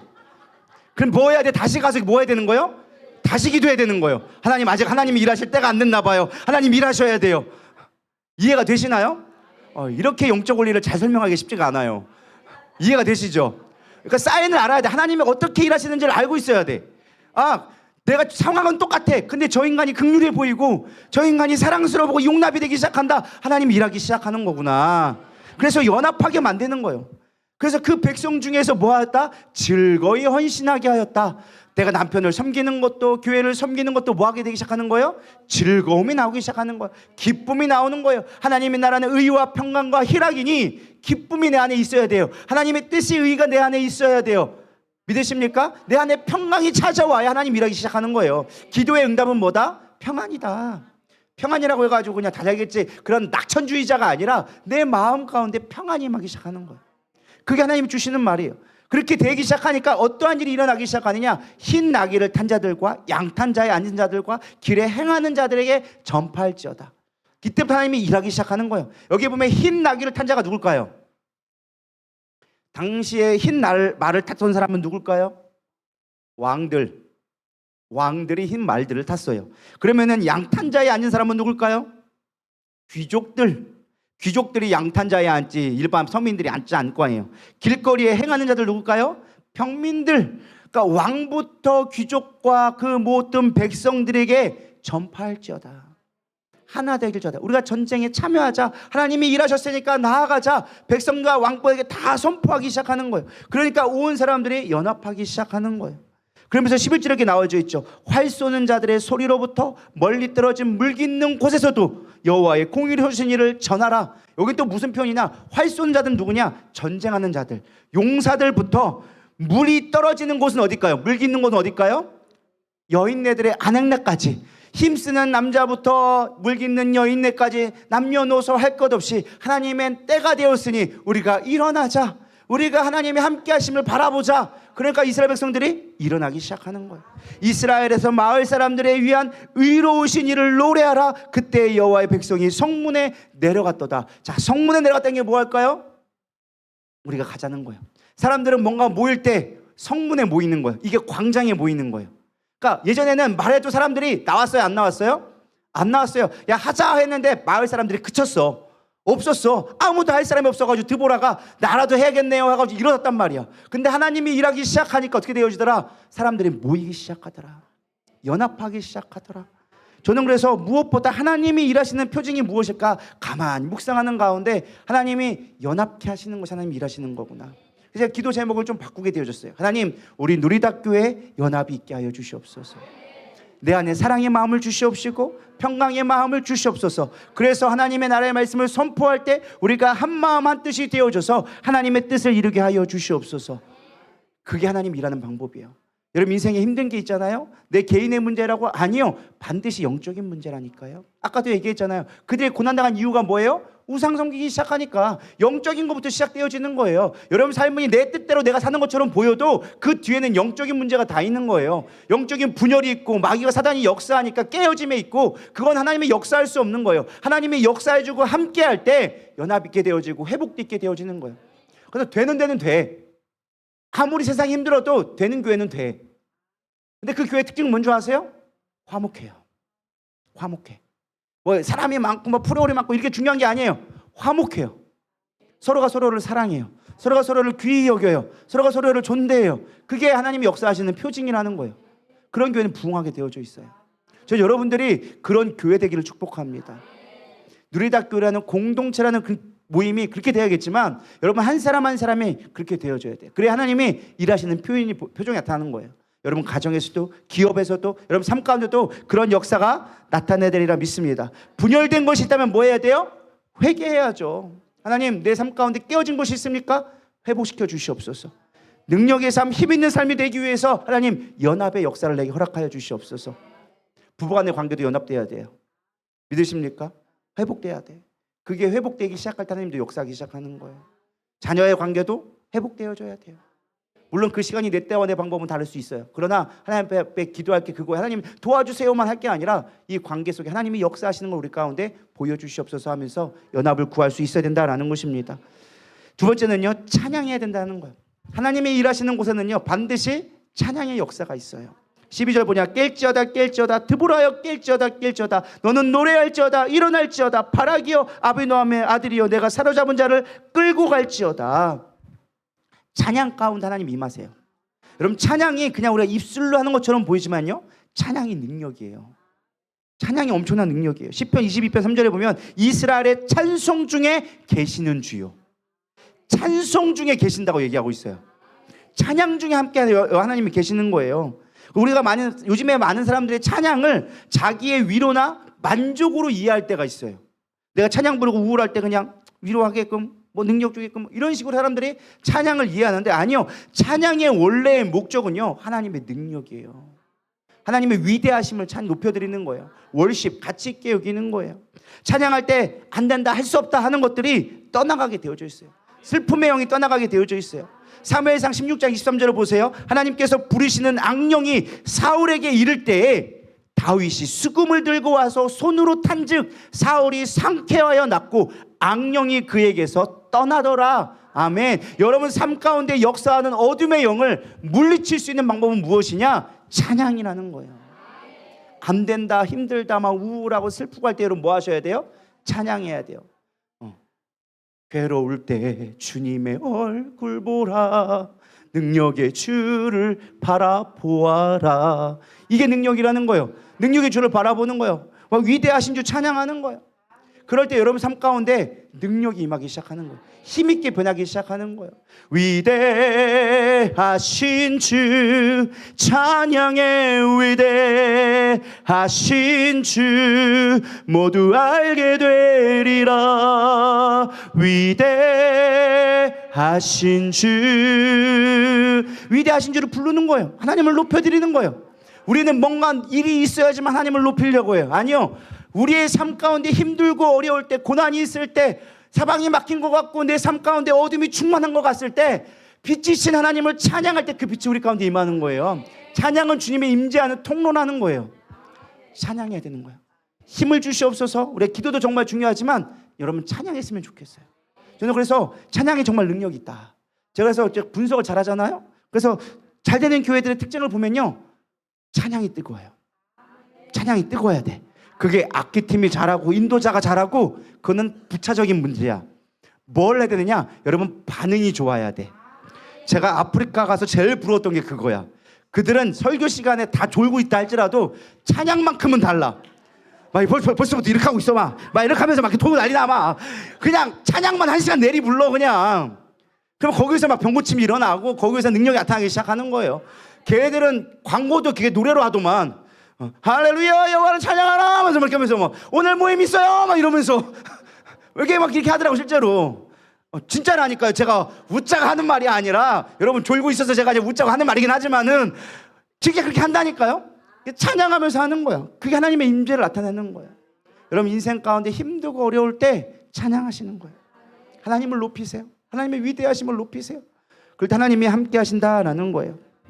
세 번째는요, 하나님이 함께 하시는 특징은 헌신을 통해 나타나기 시작한다라는 거예요. 아까랑 연결되어진 분에 제가 좀 더 뒤에 한다는 게 이 부분이에요. 14절부터 19절에 보면은 두 가지 유형의 사람이 나와요. 유형의 지파가 나와요. 첫 번째 지파는 하나님이 불렀어요. 야 드보라가 가자, 왕들부터 여인까지 다 따라라. 하나님이 일하고 하셨다. 지금 우리를 승리하게 주셨다. 그러니까 가자 라고 얘기했단 말이에요. 근데 12지파가 있잖아요. 그 중에 따랐던 자와 그렇지 않은 자가 분별되어져 나와요. 그래서 14절부터 시간이 많으면 좀 읽어볼 건데 벌써 9시가 다 돼가가지고 금방 간 것 같은데 빨리 갔어요. 저도 목사님 딸인가 봐요. 아들인가 봐요. 뭐 하다 보면 금방 가 그냥 시간이. 여기 보면 딱 지파가 되어 있어요. 에브라임과 베냐민과 스불론과 납달리와 이사겔 지파는요, 생명 목숨 아끼지 않고 나아갔어요. 그래서 에브라임 지파는요, 아말렉의 뿌리 박힌 자들로 기록하고 있어요. 아말렉의 뿌리를 바꿨다. 이게 무슨 표현인가 저도 생각을 해봤어요. 묵상을 했는데 뿌리 박았다는 게 뭔 것 같아요? 여러분 뿌리 박았다는 게 무슨 표현인 것 같아요? 네? 주저앉았다. 그런 표현일 것 같은데 여기서 표현이 좀 애매하잖아요. 아말렉은 분명 이방인이었단 말이에요. 이방 땅에 있단 말이에요. 근데 에브라임은 분명 이스라엘 지파인데 왜 아말렉에다 뿌리를 박았을까? 이게 잠깐데 나중에 보면은요, 이스라엘 이 에브라임 지파가 아말렉에 있는 땅을 차지하게 되어져요. 아말렉 땅이 어디예요? 에덴 동편에 있거든요. 그래서 에브라임 지파가 그 땅을 차지하게 되잖아요. 그 땅을 차지했다는 뜻도 있고 그 땅을 정복했다라는 의미를 갖고 있어서 땅의 못을 박았다라는 표현을 하는 거예요. 그래서 정복했다. 에브라임 하나님의 약속을 믿고 그 땅을 정복했던 것처럼 이 지금 하솔도 하나님께서 정복해 하셨다. 그래 도움는데 참여했다. 그래서 하나님이 취하게 하셨다라는 의미를 시적으로 표현한 거예요. 아말렉을 정복했던 것처럼 이 에브라임 지파가 북방을 지파가 정복하는데 함께했다. 정복한 자다. 정복자라는 것을 얘기해 주는 거예요. 저는 이 말을 조금 묵상을 하면서 이런 생각이 되어졌어요. 승리를 맛본 자가 승리를 할 줄 안다. 다 보이세요? 그러니까 에브라임 지파가 이 아말렉 지파를 정복했기 때문에 또 승리를 할 수 있었다는 거예요. 그걸 얘기해 주고 있는 거예요. 전 여러분들이 승리를 맛보는 자가 됐으면 좋겠어요. 여러분 미스바 기도에 와가지고 그냥 가지 않았으면 좋겠어요. 아주 뽕을 뽑고 가야 돼. 믿으십니까? 어떻게든 기도하고 어떻게든 말씀을 받아먹고 어떻게든 해가지고 여러분 헌신자가 되어져서 여기서 뽕을 뽑아야 돼. 그래야 뭔가 내가 승리를 경험해봐야 다음에 또다시 승리를 경험할 수 있어. 오늘 내가 은혜가 안 됐어. 그러면 다음에 또 은혜가 될까요? 뭐 될 수도 있겠지만 그 기회가 적다라는 거예요. 승리를 경험한 자가 승리를 취하더라. 실패를 거듭하면 실패밖에 하지 못해. 근데 물론 실패가 우리가 성공의 어머니이긴 하지만 제가 주변에 잘 보면 성공한 자는 성공하더라고요. 성공도 맛을 봐야 돼. 그래서 학자들이 뭐라고 얘기해요? 작은 승리라도 경험해봐라. 내가 뭔가 이루었다는 걸 경험해봐라. 그래야 진짜 큰 승리도 거둘 수 있는 힘이 되어진다. 어떤 목적을 달성해봐라. 내가 예를 들어서 일기를 해보겠다. 그러면 일기를 써보는 거예요. 하루 써보고 이틀 써보고 3일 써보는 거예요. 내가 달리기를 해보겠다. 오늘 1km를 달려보는 거야. 내일도 1km를 달려보는 거야. 내일은 2km 달려보는 거야. 그 승리를 거듭함으로 말미암아 내 정신 건강이 좋아진다는 거야. 그러니까 여러분들 힘들 때 뭐 해야 돼요? 승리를 경험해야 돼. 내가 오늘 30분 찬양해봐야지. 오늘 내가 10분 묵상해봐야지. 그런 것들을 승리로 쌓아가기 시작할 때 진짜 큰 승리도 얻게 되어진다. 할렐루야. 어쨌든 에브라임 지파는 그랬습니다. 그리고 뒤에 보면 베냐민 지파가 나옵니다. 백성들 중에 따르는 자들이 많았다. 이 따르는 자들이란 건 무엇이냐? 팔로우. 쉽게 말하면 이 에브라임 지파가 나니까 베냐민 지파가 따라가가지고 후발로 함께 지원군을 했다. 지원군으로 역할을 해서 너희들이 승리하였다. 므낫세 지파 명령하는 자들이 내려왔다. 군대 지휘관들이 있었다라는 뜻이고요. 스불론 지파 대장군의 지팡이를 잡은 자들. 대장군의 지파니까 헷갈리는데 사실 이 대장군의 지파는요, 쉽게 말하면 우리가 전쟁을 생각해 봐야 되는데 옛날에 장군들은 도끼라든지 지팡이를 들고 갔어요. 그게 왜 그러냐? 그 도끼나 지팡이는 군대 소집령을 얘기하는 거예요. 그러니까 나같이 출정하자 하면은 그 지팡이 들고 나가잖아요. 그게 군대를 이끌 수 있는 지휘권을 상징하는 거거든요. 그래서 그 지휘권을 상징하는 거예요. 사람을 소집했다, 너희들이 이끌어갔다라는 걸 얘기해주고 있는 거예요. 거기다가 스불론 지파, 이사갈 지파는 산에 머물러 있다가 바람과 함께 골짜기를 달려 내려가서 했다라고 나와 있어요. 그러니까 그들의 소집령이 내리니까 산에 있던 그 산 위쪽에 있던 지파였는데 이사갈 지파가 우르르 바람처럼 내려왔다. 함께 해줬다. 그래서 승리했다. 니들은 참 잘했다. 헌신했다라고 칭찬하는데 반대로 그러지 못한 자들이 나와져 있어요. 루벤 지파가 나와요. 원래 루벤 지파가 뭐예요? 장자 지파예요. 이스라엘에 지금 공동에 있으면 가장 먼저 나와서 뛰어야 될 루벤 지파가 뭐 하고 있는 거예요? 내가 양의 우리 가운데 앉아서 목자의 피리 부는 소리를 들으면 어찌 됨이냐? 막 이렇게 나와져 있는 거예요. 목자의 피리 불고 있다라는 건 뭘까요? 목자가 피리 불 때가 언제 불고 있겠어요? 양치고 있을 때, 지 양치고 있을 때. 그러면서 뭐라 하냐? 큰 결심이 있었다라고 얘기하고 있어요. 큰 결심이 있으니까 결단을 했겠지. 아니요. 이 큰 결심이라는 원어를 보면요, 논쟁하고 있었다라는 거예요. 어떤 일을 회의하고 있다, 디베이팅하고 있다라는 걸 할 때 큰 결심했다라는 말로 번역을 우리나라 말로 이렇게 해놔가지고 좀 헷갈리는데, 원래 원어로 보면은 지금 뭔가 크게 결정을 하는 일들을 하고 있다. 쉽게 말하면 탁상 공부만 하고 있다. 니들 지금 전쟁의 소집령이 이미 나팔령이 불었는데 가야 돼, 말아야 돼. 이게 득이 있어, 왔어, 이길 수 있어, 없어. 이거 따지고 있다가 못한다라는 거예요. 지르는 게 리더다. 믿으십니까? 가만히 따지고 있으면 답 안 나온다. 지금 레위 지파가 르우벤 지파가 그거 하고 있다는 거예요. 장자 지파가 먼저 나가야 되는데 불렀어? 그럼 가야지 해야 되는데 그게 아니라 따지고만 있으니까 안 되더라. 두 번째는 또 무엇이냐? 길르앗 지파가 나옵니다. 요단강 저편에 거주하며 다는 머무르면 어찌 됨이냐? 그들은 강 건너 불구경하고 있는 거예요. 왜? 그들은 요단강 강 건너편에 있었거든. 그러니까 건너편에 있으니까 니들은 전쟁해라. 난 여기서 구경하고 있을게. 우리는 강 건너려면 힘드니까 니들이 알아서 해. 나랑 상관없는 일이라는 거 강 건너 불구경하고 있는 거예요. 하나님은 그렇게 무관심한 자들을 기뻐하지 않습니다. 여러분, 부부 사이에도 진짜 문제가 뭔지 아세요? 무관심이에요. 무관심. 그게 가장 큰 문제예요. 단지파는요, 뭐라고 했습니까? 선박이 있다. 페니키아 당시에 이 단지파는 해변가에 거주했어요. 작은 성읍도시였는데 해상무역을 하다 보니까 돈이 많았어. 먹고 살만하니까 니들은 전쟁해라. 우리는 돈 벌기 바쁘다. 그렇게 하고 있는 거예요. 지금 이들은 뭐하고 다 똑같은 모습을 하고 있어요. 뭐예요? 자기 것만 챙기고 있다는 거예요. 디모데후서 2장 4절은 얘기합니다. 병사로 복무하는 자는 자기 생활에 얽매이는 자가 하나도 없나니 이는 병사로 모집한 자를 기쁘게 하려 함이니라. 사사로운 자기 일에 매인 사람들은 하나님의 일을 할 수가 없다는 거예요. 하나님의 일하려면 뭐 해야 돼요? 내 거 다 포기하란 말이 아니에요. 하나님의 일에 있을 때, 참여하는 자가 되어졌을 때, 자신이 함께 있을 때 하나님이 일하기 시작한다는 거예요. 하나님이 있는 곳에 내가 있을 때 하나님의 능력이 임하는 거지, 내가 여기에 있으면서 하나님 도와주세요 한다고 하나님 도와주는 게 아니라는 거예요. 하나님을 내 종으로 부려먹으려 하면 안 된다는 거예요. 근데 우리가 신앙생활하면서 가장 큰 착각이 무엇이냐? 하나님이 내 종이라고 생각하는 거예요. 여러분, 이게 되게 두려운 말인데 우리 그렇게 신앙생활 한다니까요? 내가 여기 가만히 앉아가지고 나 도와주세요. 하나님 도와줄까요? 하나님이 때 하나님의 마음이 있는 곳에 있어야 하나님도 도와주시는 거지. 하나님과 전혀 상관없는 일을 하면서 나 왜 안 도와줘요? 하나님의 자녀인데 하나님 나 불쌍하지도 않아요? 나 도와줘야 되지 않아요? 하나님 별로 안 도와줘. 하나님이 원하고 그 뜻이 있는 곳에 내가 하나님 변신해 나갈 때 하나님도 도와주는 것이 하나님의 능력인데, 하나님은 저기 계시는데 하나님이 여기로 가자 하는데 나 걸로 안 갈래요. 여기로 갈래요. 그러면 누가 도와줘? 하나님이. 하나님이 있는 곳에 가야 하나님의 능력이 임한다라는 거예요. 그렇다면 헌신이 왜 중요한가? 이것만 하고 마치도록 하겠습니다. 오늘날 많은 사람들이 헌신을 피하려고 해요. 헌신하지 않으려고 해요. 제가 오늘 유튜브를 보다가 설교를 준비하다가 많은 사람들이 대형교회를 가는 이유라는 유튜브가 잠깐 올라왔더라고요. 거기 보니까 이렇게 나와져 있어요. 사람들이, 요즘 사람들은 헌신을 하려 하지 않는다. 헌금을 강요받지 않고 설교가 성도들이 듣기 좋은 설교를 하고, 그다음 무엇보다 어떠한 책임을 회피할 수 있게 좋게 대형교회를 간다라고 이렇게 써주고 있어요. 그러면서 뭐 하고 있느냐? 대형교회에서는 죄에 대해서, 헌신에 대해서 강요받지 않기 때문에 간다. 대형교회가 나쁘단 말이 아니에요. 뭐가 문제냐? 우리의 책임과 어떠한 그 헌신에 대한 것들을 회피하려는 것이 하나님 마음에 기쁘지 않다라는 거예요. 전 여러분들이 하나님의 마음에 합한 자 됐으면 좋겠어요. 여러분, 일을 하지 않는 게 복 받는 게 아니에요. 제가 지난 주일에도 설교했었지만 가장 복된 건 뭐예요? 일할 수 있는 게 복되는 거예요. 내가 하나님의 일을 할 수 있는 자체가 복이라는 거예요. 마태복음 7장 13절 14절은 얘기합니다. 좁은 문으로 들어가라. 멸망으로 인도하는 문은 크고 그 길로 넓어 그리로 들어가는 자가 많고 생명으로 인도하는 문은 좁고 길이 협착하여 찾는 자가 적음이니라. 시대가 가면 갈수록요, 헌신하려고 하는 사람들이 적어져요. 교회에 헌신하는 자가 적어져요. 여러분, 우리가 마지막 시대에 하나님을 위해서 뭔가 할 수 있다라는 건 축복된 자라는 거예요. 물론 힘든 거 알아요.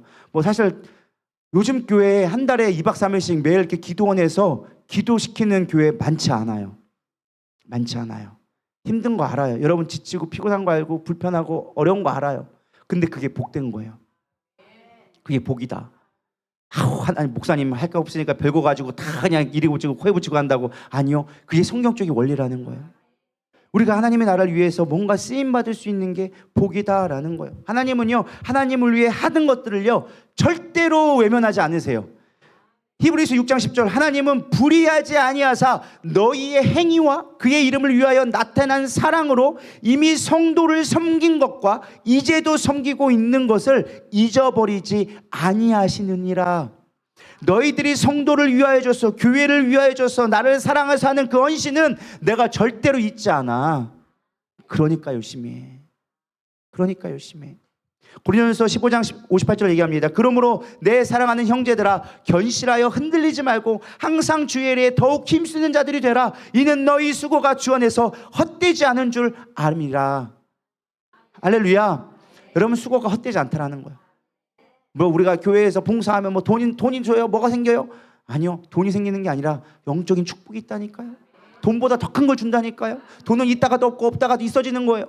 그런 하나님이 축복하는 거냐, 그런 차원의 문제가 아니라는 거예요. 내 삶의 근본적인 문제가 해결되는 게 거기서 나온다라는 거예요. 병도 질병도 막아주고 재앙도 막아주고 악한 영으로부터 구원해주고 하나님 놀라운 역사가 있다라는 거예요. 왜? 헌신은 너희가 나를 사랑하는 것이 가장 큰 축복이란 걸 알게 하는 게 헌신이라는 거예요. 우리는 헌신해놓고 내가 이렇게 했는데 왜 나 안 알아줘요? 아니요. 누가 하신다고요? 하나님이 알고 계시다라는 거예요. 근데 우리가 착각하는 게 뭐냐면 내가 해놓고 그거 인정 안 해줬다고. 그것 때문에 우리가 서운해할 때가 있어요. 여러분, 서운하면 저한테 얘기해 주세요. 제가 100번이고 칭찬해 드릴게요. 잘하셨습니다. 잘하셨습니다. 잘하셨습니다. 제가 100번 1000번 해드릴게요. 물론 제가 한다고 여러분이 얼마나 위로가 될지 모르겠지만 하나님한테 위로 받으세요. 사람한테 위로 받는 거 별로 무익한 거예요. 뭐 지나가면 그만이잖아요. 그거 잠깐 들을 때 기분 좋지만 지나가면 다 까먹잖아요. 그게 중요한 게 아니에요. 누가 보고 계시다? 하나님이 보고 계시다. 그래서 헌신은 주님이 주시는 가장 큰 축복이라는 거예요. 오병이어 봐보세요. 오병이어 보면요, 사실 우리는 막 몇만 명, 몇천 명 먹고 뭐 12바구니 남았다, 그게 중요하게 생각하는데 그 남은 게 중요한 게 아니에요. 진짜 중요한 건 뭐예요? 오병이어. 정말 비천하고 가난한 자들이 먹고 정말 간식으로밖에 쓰지 않는 그 작은 거 가지고 헌신했더니 하나님이 하시니까 역사가 나타나더라는 거예요. 큰 능력이 임했다라는 거예요. 작은 헌신을 통해서 하나님은 일하신다라는 거예요. 성경의 영적인 원리는 다 마찬가지였어요. 너희들의 작은 헌신, 원래 너희가 할 수 없는 일이야. 제자들이 얘기해서 너를 먹일 수 있느냐? 못 먹여요. 이 많은 사람 어떻게 먹입니까? 이 광야에서 어디서 물건을 사옵니까? 할 수 없는 일입니다. 야, 너희들 믿음이 그렇게 없냐? 너희들 작은 헌신만 바친다면 내가 이렇게 역사해 줄게. 하나님의 힘을 돕는 건요, 다른 게 아니에요. 우리의 마음을 들여서 하나님 앞에 내가 헌신하며 나갈 때 하나님 그거 가지고 역사하시는 거예요. 여러분, 인생 가운데 힘들고 어려울 때 힘들수록 뭐 해라? 섬겨라. 여러분, 인생에 어려운 게 있습니까? 그럼 섬기세요. 물질로 섬기든 물질이 없으면 몸으로 섬기든 하나님을 섬기세요. 그러면 안 풀릴 것 같아도 어느 순간 풀려져 있고요. 건강이 안 좋아서 못할 것 같지만 하다 보면 어느 순간 건강이 와 있어요. 그 간증들 많이 듣잖아요. 옛날에 몸이 아팠어요. 허리가 아팠어요. 관절이 아팠어요. 근데 죽으나 사나 그냥 교회 설거지하고 교회 청소하고 했더니 어느 순간 안 아파졌더라. 어느 순간 치유받았더라. 여러분, 그게 얼마나 축복이에요. 병원 가서 못 고친다는 거. 하나님이 봉사하다 보니까, 헌신하다 보니까 어느 순간 회복시켜 주는 거예요. 단편적인, 제가 극단적인 예를 든 거지만 우리가 하나님 앞에 헌신하면요, 하나님 거 반드시 갚아주세요. 그러니까 힘들수록 뭐 해라? 헌신해라. 그래서 지혜로우신 분들은 힘들수록 헌금해. 금액 액수가 중요한 게 아니에요. 오해하지 말고 들으세요. 전 여러분 얼마 냈는지도 몰라. 중요한 건 뭐냐? 저는 헌금복도 누가 얼마 냈는지도 살펴보지도 않아. 이 상태로 다 주고 저는 받지도 않아요. 그런데 여러분들이 영적으로 회복되기를 원하잖아요. 어려울 때 감동 오는 대로 드릴 수 있는 믿음만 되면 그때부터 일하기 시작하는 거예요. 하나님은 살려주세요. 안 될 것 같고 망할 것 같은데도 살려주세요. 그게 하나님의 영적인 원리더라고요. 망할 것 같은데 망하지 않게끔, 좀 풍요하게 하나님이 좀 해주면 얼마나 좋겠건만, 꼭 죽지 않을 만큼만 딱 주셔. 딱 만족해라. 더 주면 욕심 부를까 봐 그런지 모르겠지만 우리 절대 망하게 하지 않으셔요. 이게 하나님의 원칙이에요. 그래서 헌신하는 자에게는 절대 공짜가 없다. 하나님은 절대 손해보지도 않지만은 손해보게 하지도 않는 분이시다. 그러니까 최선을 다해서 하기를 원합니다. 영어에 보면은 바보라는 말이 있어요. 바보가 영어로 뭘까요? 다니엘아? poor 말고 I로 시작되는 이디엇이란 말이 있어요. 이 이디엇이란 말이 이디오테오스라는 말에서 파생되어진 말이에요. 그 근원을 보면. 근데 이게 이디오테오스라는 말이 어떤 의미를 갖고 있느냐? 사사로운 것에 빠져서 공적인 것에 동참하지 않는 것을 이디오테오스라고 얘기해요. 그러니까 자기만 먹고 살겠다라는 걸 성경에 원어에서 보면 뭐라고 하느냐? 바보라고 얘기하는 거예요. 함께 할 수 있는 게 지혜로운 건데 혼자만 먹고 살겠다? 지 혼자만 먹고 살아? 그거 바보 같은 짓이야. 그게 이디엇이라는 뜻에 있다라는 거예요. 영국의 신사를 뭐라고 하죠? 다니엘 또 뭐라고 할까요? 영국의 신사를 젠틀맨이야, 젠틀맨이야 막 하잖아요. 그 젠틀맨이라는 게 의미가 무엇이냐? 우리가 옷 잘 차져 입고 뭐 지팡이 들고 뭐 모자 쓰고 이게 젠틀맨이 아니라 이들의 젠틀맨의 의미는 무엇이냐? 사회적 지위로서 백성들을 책임지는 자를 젠틀맨이라고 얘기하는 거예요. 그러니까 우리가 우리나라에서의 잘 사는 거는 돈 많은 사람들이 잘 사는 거고 중산층이 있고 지위층이라 고위라고 얘기하지만 서양에서의 잘 사는 사람들은 사람을 책임질 수 있는 사람들을 그러니까 쉽게 말하면 부유층이라고 얘기하는 거예요. 책임을 지는 사람. 믿으십니까?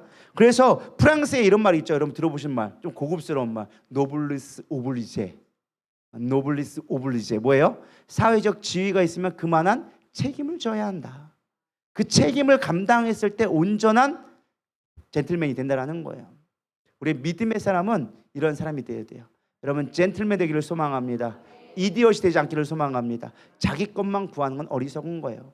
공공의 책임, 교회를 위해서 헌신하고 주 앞에 나갈 때 하나님이 책임지는 인생이 된다라는 것입니다. 시간이 벌써 또 갔네요. 마치도록 하겠습니다. 결단은 그렇습니다. 마지막 24일부터 32절까지가 엄청나게 또 길게 있는데 간단하게 두 여인의 이야기가 나옵니다. 야엘이라는 사람과 한 사람은 시스라의 어머니가 나와요. 야엘의 이야기가 나와요. 사실은 이 시스라가 이 이스라엘의 전쟁이 패해돼서 온 군마를 다 버리고 홀로 도망가게 되어집니다. 그러다가 이 헤벨의 집에 가게 되어죠. 헤벨은 당시 이 야엘과 사실은 동맹, 화친조약을 맺었던 지파였어요. 그러다 보니까 침묵하니까 여기 가면 내가 살 수 있겠다 싶어가지고 거기서 몸을 은신했어요. 그리고 당시의 중동 사회에서는 남의 집을 함부로 들어가는 것을 침범이라고 여기고 전쟁 선포한 것 똑같은 거예요. 그래서 그 안에 숨어져 있으면 아무리 이스라엘 군대가 온다 할지라도 나를 찾아낼 수가 없었을 것이다. 최고의 보호망이 될 것이다 싶어가지고 시스라가 이 헤벨의 집에 들어갔어요. 근데 그때 여인이 뭐냐? 야엘이라는 여인이 나와요. 근데 이 야엘이 어떻게 했느냐? 물을 달라고 하니까 우유에 젖을 줬어요. 그러니까 우유는 사실은 실제로 뭐 학자들의 얘기하기에는 잠을 자게 하는 호르몬이 있대요. 그래서 우리가 졸릴 때 뭘 먹으라 그래요? 우유 한 잔 마시라고 얘기하잖아요. 뭐 그렇게 하는데 실제로적으로 그냥 원래 전쟁 가운데 막 피해가 막 도망가서 막 뛰어왔으니까 피곤한 가운데 있다가 따뜻한 우유를 한 잔 마시니까 아마 몸이 많이 녹아졌던 것 같아요. 긴장이 풀리고 그 가운데 이제 말뚝을 가져서 관자놀이를 찍어가지고 여자의 몸으로 시스라를 죽게 되어져요. 그래서 전쟁이 종결되게 되어져요. 시스라가 그냥 우리 시스라가처럼 보이지만 사실은 이 헤벨의 군대 장관이었어요. 국방부 장관처럼 엄청난 군대. 지금의 국방부 장관 같은 그런 개념이 아니라 전쟁에 능한 자였단 말이에요. 감히 이 시스라를 해치지 못했단 말이에요. 그래서 전쟁이 안 끝났단 말이에요. 근데 이 야엘이 그의 관자놀이에 찍음으로 말미암아 전쟁을 끝내시키는, 종결시키는 종결자가 되어줬어요. 근데 중요한 건 이 야엘이 왜 그랬느냐라는 게 중요한 게 나와요. 사실 이 야엘, 이 헤벨의 집안은 어떤 집안이었느냐? 친교 때문에 어쩔 수 없이 이 야엘 왕과 같이 이렇게 협약을 맺었지만 이들의 조상이 누구냐? 호밥이에요. 호밥이 누굴까요? 모세의 장인이었어요. 그렇기 때문에 이스라엘의 하나님을 알고 있었어요. 비록 내가 이방인이지만 이스라엘은 하나님의 그 하나님이 우리에게도 영향이 있다. 그래서 자신의 지파였던 이스라엘 지파를 돕기로 결심했어요. 비록 화친을 맺었지만 이 시스라 때문에 이스라엘이 고통받는 걸 너무나 많이 봐왔단 말이에요. 이건 하나님이 기뻐하지 않겠다. 그래서 여자의 몸이지만 그가 끝나게 돼요. 사실 이게 드보라가 4장에서 이미 예언한 얘기예요. 시스라는 여인에게 끝나게 되어질 거다. 그 예언의 성취로서 야엘을 하게 되어져요. 근데 한편에서는 시스라의 어머니가 나와. 야 시스라가 왜 이렇게 안 나가냐? 전쟁 나가서 이미 돌아올 텐데 왜 안 오냐? 그러니까 종들이 얘기해요.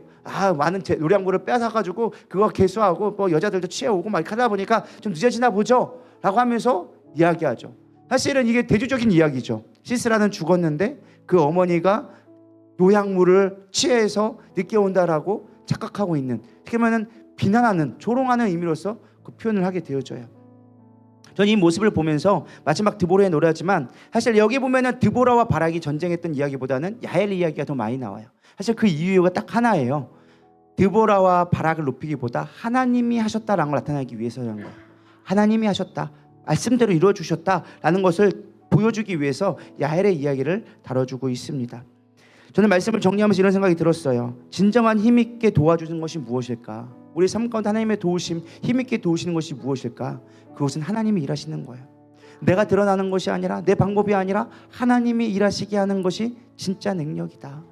천지 만물을 움직여서 기적적인 하나님의 도우심도 있지만, 하나님이 야엘이라는 그 연약한 여자를 통하여져서 전쟁을 끝내셨던 것처럼 우리의 생각과 방법이 아니지만 하나님은 어떤 방법으로 우리를 도울 수 있는 분이시다.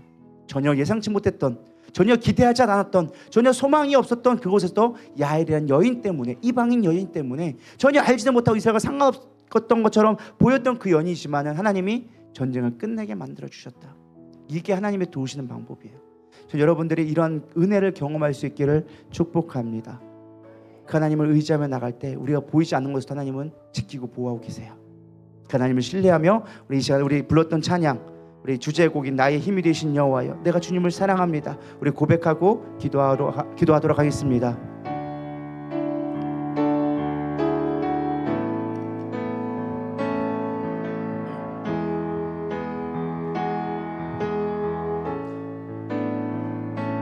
나의 힘이 되신 여호와여,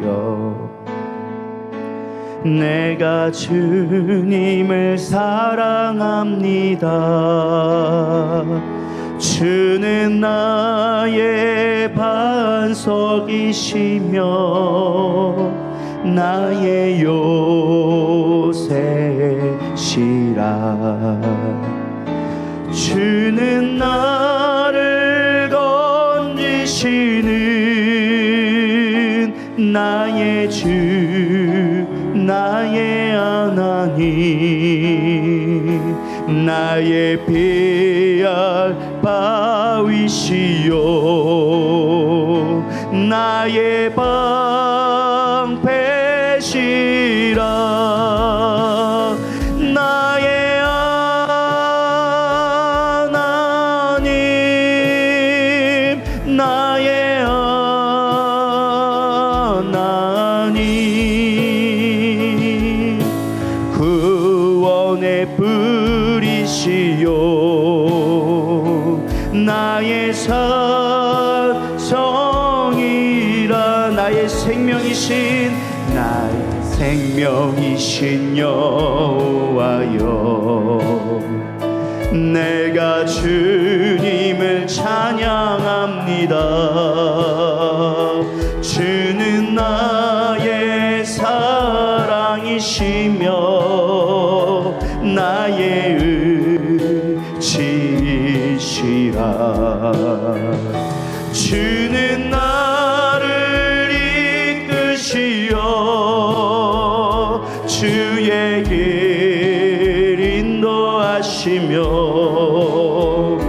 나의 생의 목자 되시니 내가 따르리라. 나의 하나님, 나의 하나님, 생명의 면류관으로 내게 씌우소서. 나의 하나님, 하나님, 나의 하나님, 그는 나의 여호와, 나의 구세주는 말씀을 생각하면서 하나님, 드보라 하나님 앞에 쓰임받음으로 말미암아 온 이스라엘 백성이 구원받았습니다. 하나님, 힘있게 도우셨던 그 하나님이 지금도 동일하게 역사함을 믿습니다. 우리 가운데 아무도 나타나지 아니하며 우리가 힘으로 일어설 수 없을 때 하나님 다시금 일어서게 하여 주시옵소서. 힘있게 우리를 도와주시옵소서. 헌신된 자에게, 연합하는 자에게, 사랑하는 자에게 그 능력이 임했던 것처럼 우리 안에 그런 마음을 부어주시옵시고 하나님의 일하심을 반드시 목도하며 나갈 수 있는 우리 모두가 되게 하여 주시옵소서. 우리 고백하는 마음으로 주여 세 번 부르며 잠시 기도하며 나가도록 하겠습니다. 기도하시겠습니다. 주여 주여 주여 하나님의 원들스를 위한 들스를 위해 견들스를